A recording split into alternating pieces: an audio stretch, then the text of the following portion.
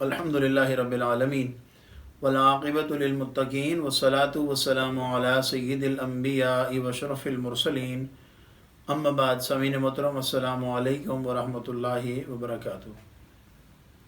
سامعین محترم، اولاد اللہ تبارک و تعالیٰ کی وہ بیش بہا نعمت ہے کہ جس کے بغیر زندگی کا تصور ادھورا ہے۔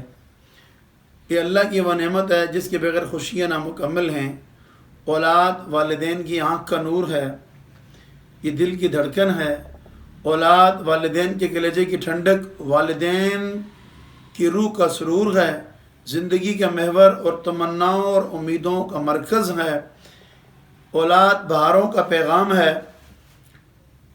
اولاد رزق میں برکت کا ذریعہ ہے اور صدقہ جاریہ ہے۔ ماں کی گود اولاد کی پہلی تربیت گاہ ہے۔ سامعین محترم، اسی طرح تو والد گرامی جو ہے، والد کا وجود ایک تناور درخت، ایک سایہ۔ والدین اپنے آنگن کے پھولوں کے بہترین تعلیم کے لیے اور ان کی بہترین تربیت کے لیے ہم وقت جد و جہد میں اپنا سب کچھ ان پر نچھاور کر دیتے ہیں۔ ان زندگی کی تمام خوشیاں ان کے قدموں میں ڈھیر کر دیتے ہیں، اور پھر اپنی جہد مسلسل سے جب وہ ایک نازک پودے کو تناور درخت کی صورت میں ڈال لیتے ہیں، تب خود ان کا چہرہ اور ہاتھوں کی جھریاں یہ بھر چکی ہوتی ہیں۔ سامعین محترم، جسم لاغر ہو چکا ہوتا ہے، کمر ان کی جھکنے لگتی ہے۔ جوانی زندگی کے طویل سفر کی بھول بھلائیوں میں کہیں بہت دور چلی جاتی ہے۔ ایسے میں والدین کی بڑی امیدیں، بڑی آرزوئیں، حسرت بھری جتنی بھی چیزیں ہیں، وہ سب کی سب ان کی اولاد کی ہی طرف ہوتی ہیں۔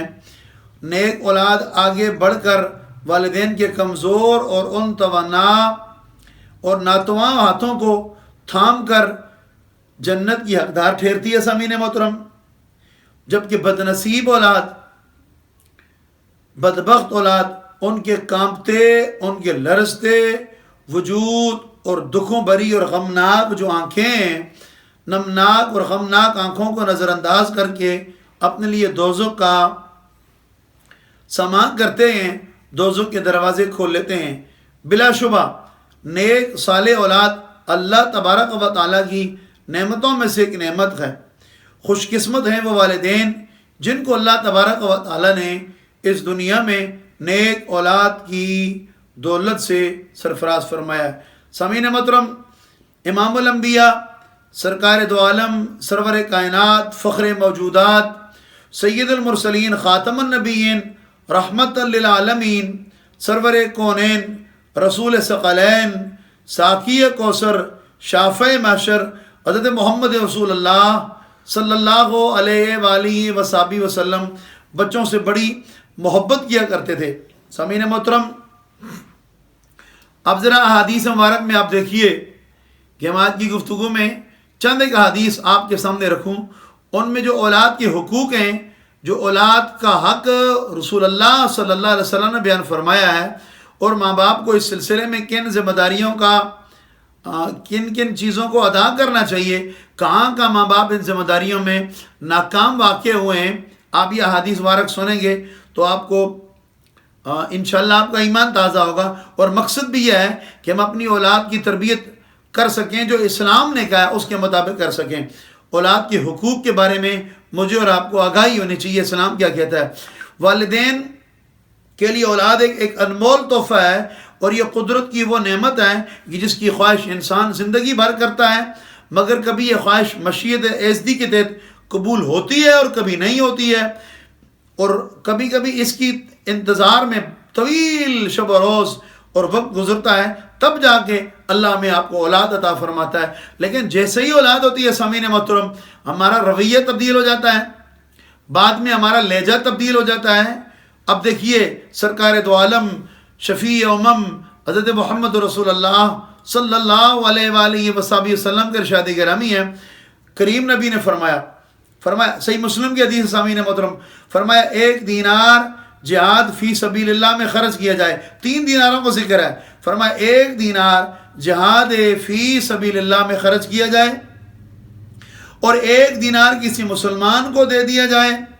پھر نبی رحمت صلی اللہ علیہ وسلم فرمایا 1 دینار اپنے اہل و عیال پر خرچ کیا جائے. تو آقا کریم علیہ السلام نے فرمایا ان 3 دیناروں میں اجر و ثواب کے لحاظ سے وہ دینار سب سے زیادہ افضل ہے جو انسان اپنے اہل و عیال پر خرچ کرے. جو اہل و عیال کے نان نفقہ پر خرچ کیا جائے وہ سب سے افضل دینار ہے. سامعین محترم، سرکار دو عالم کا دوسرا فرمان سنیے. فرمایا میزان عمل میں انسان کے لیے سب سے بھاری نیکی یہ ہوگی کہ جس انسان نے رزق حلال کما کر اپنی اولاد کو کھلایا ہو، اور یہ میزان عمل پر سب سے بھاری نیکی ہے. اور یقیناً جب ہم رزق حلال کھلاتے ہیں ہم اس کے اثرات معاشرے میں دیکھتے ہیں. ہم اولاد کو اٹھتے بیٹھتے دیکھتے ہیں، ان کی شب و روز آپ کی اور میرے سامنے ہوتے ہیں. جب رزق حلال کا تربیت کی اس طریقے سے ہم تربیت کرتے ہیں جو سنت رسول اللہ ہے تو یقیناً اولاد دنیا میں باعث راحت ہوتی ہے، اور یقیناً آخرت میں بھی انسان دنیا زیادہ ہے تو باعث راحت ہوتی ہے. نبی کریم صلی اللہ علیہ وآلہ وسلم کا ارشاد گرامی ہے. فرمایا والد کا اپنی اولاد کو اس سے بڑھ کر کوئی بھی اور عطیہ نہیں ہے کہ والد اپنی اولاد کو اچھے آداب سکھائے. جامع ترمذی میں یہ حدیث مبارک بیان کی گئی ہے کہ اولاد کو اچھے آداب سکھانا یہ حکم رسول ہے. پھر میرے آقا کریم علیہ السلام نے فرمایا سامعین محترم مسلمانوں، اللہ تبارک و تعالی چاہتا ہے کہ تم اپنی اولاد کے ساتھ اچھا برتاؤ کرو اور برتاؤ کرنے میں انصاف کو ہاتھ سے مت جانے دو. امام طبرانی نے معجم طبرانی میں اس حدیث مبارک کو نقل فرمایا. پھر سامعین محترم حضرت سیدنا نعمان بن بشیر رضی اللہ تعالی عنہ کا ارشاد گرامی ہے. آپ فرماتے ہیں کہ نبی رحمت صلی اللہ علیہ وسلم نے فرمایا اللہ تبارک و تعالی اس بات کو پسند فرماتا ہے کہ تم اپنی اولاد کے درمیان عدل کرو، یہاں تک کہ بوسہ لینے میں بھی عدل کو مد نظر رکھو. سامعین محترم پھر ایک اور حدیث مبارک میں حضرت سیدنا انس بن مالک رضی اللہ تعالی عنہ کا ارشاد گرامی ہے کہ حضور اکرم صلی اللہ علیہ وآلہ وسلم نے فرمایا اپنی اولاد کا اکرام کرو، یعنی اپنی اولاد کی عزت کرو، انہیں ادب و آداب سکھاؤ. پھر نبی رحمت صلی اللہ علیہ وسلم نے فرمایا رحم اللہ الوالد، اللہ اس باپ پر رحم فرمائے جس نے اپنی اولاد کو مار کوٹ کر نافرمان نہیں بنایا. تو نابین سامعین محترم یہ جو چند احادیث مبارک میں نے آپ کے سامنے آج ذکر کی ہیں یہ ہمارا اس گفتگو کا پہلا حصہ ہے. یعنی کہ احادیث کیا بتاتی ہیں، اولاد کی حق جو ہیں وہ کتنے ہیں جو ماں باپ کو ادا کرنے ہیں. اللہ تبارک و تعالی مجھے آپ کو نیک صالح اولاد عطا فرمائے اور ہمیں اولاد کے جو حقوق ہیں ان کو سمجھنے کی توفیق عطا فرمائے. والسلام علیکم ورحمۃ اللہ وبرکاتہ.